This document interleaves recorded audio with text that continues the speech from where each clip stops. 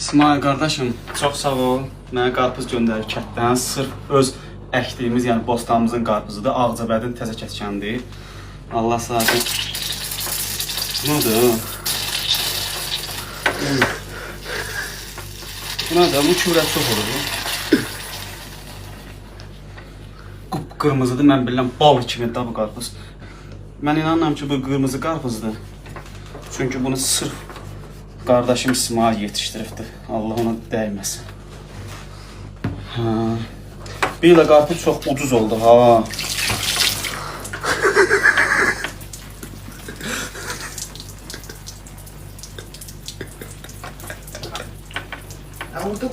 Sen göndərdiyin qarpızın içine ne diyeyim yani?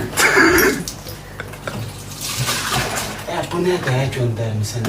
Belə qarpız var, bunun yaxından çəkər. Bu ne de? Ev ne günah kaldı? Bu ne de? Ben de tərifləyirəm. Bu ne de?